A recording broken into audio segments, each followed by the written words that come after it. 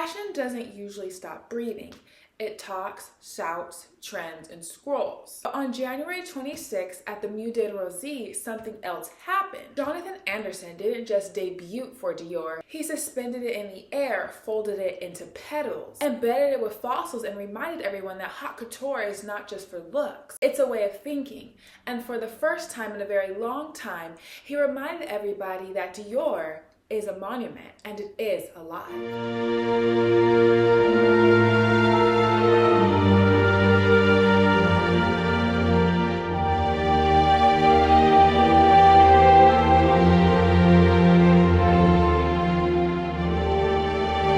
Before we begin, brief necessary disclaimer. The fashion industry, like history itself, is complicated, layered, and full of contradiction. Today's conversation focuses exclusively on design, craftsmanship, and creative philosophy, not the broader political or influential realities surrounding luxury houses. This is about couture, and couture at best is an intellectual exercise. Let's get into the video.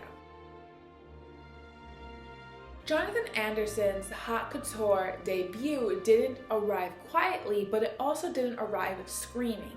That's important. Couture in the fashion realm is the most protected piece of art there could ever possibly be created. Trademarked, regulated, and guarded by history and France itself. Rather than announce a new Dior look, he did something more subversive than that. He refused to summarize it. No singular silhouette, no tidy thesis, no Instagram-ready formula. Instead, he treated couture like the way it was truly intended to be, like a laboratory.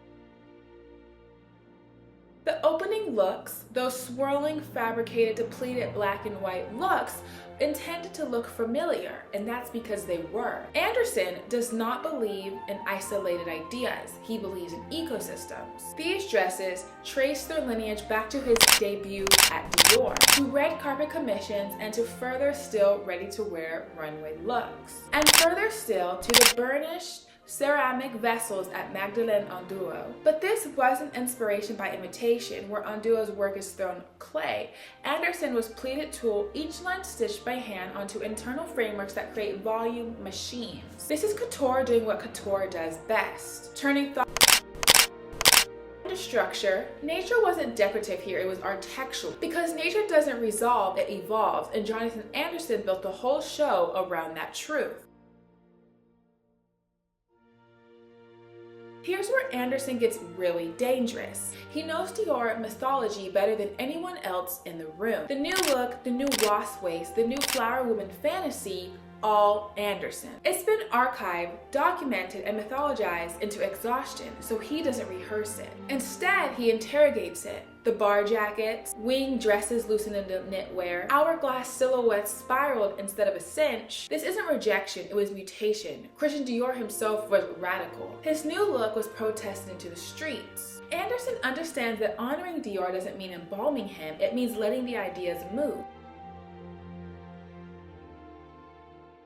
The collection unfolded like a cabinet of curiosities. 18th century French silhouettes became meteorites. Portrait miniatures were reborn as jewelry. Meteorites and fossilized amenities shaped as rings and cuffs. Objects that collapsed time into touch. Truly, chef kiss by Anderson. This wasn't excess for spectacle's sake, this was material intelligent. Luxury here was not about shininess, it was about density, thought, art, jewelry, all in. Even the accessories carried narrative rights, the shoes honing Roger Viver, bags feeling more like relics than products. Everything held weight here.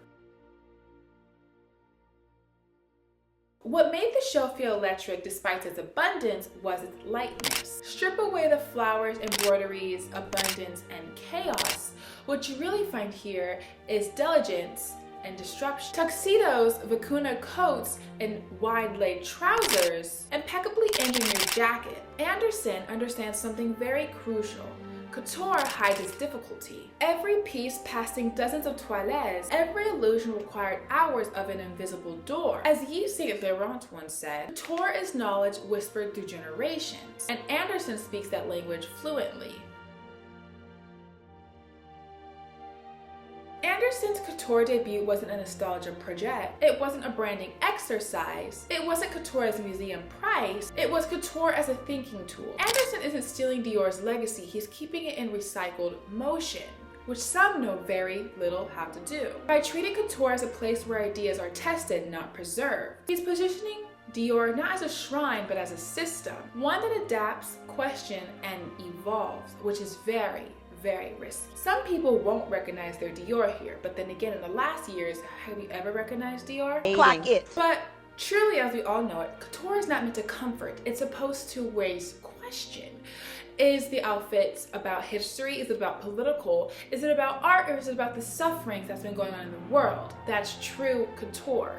That's why I said in the earlier part of the video, it's about taking something that's difficult and turning it into creation. In a fashion landscape that's obsessed with immediacy, Jonathan Anderson chose something very difficult to object. Patient. In an industry addicted to spectacle, he chose substance. With the flower jackets and notations, Dior did not just bloom this season, it rewilded itself, and honestly, that's the most Dior thing of all. Coming to a closure of what Jonathan Anderson's new recent Haute Couture debut for 2026-2027 season, I hope to see many beautiful people wearing his collection. As we all know it, that Dior is not a very great house of haute couture and has so much political history backing the company. What we do understand is that Christian Dior, new Dior, could never be far anymore. Jonathan Anderson understands the intellectualization of art and turning it into fabric, and the fabrication of the art from history, turning it into stitching. That is one thing that he got down perfectly embedded. As you all know, Sincerely Written in Style by Mrs. October, aka the princess of fashion, the face of fashion, and the one who puts the H in fashion. Have a beautiful day, my brats.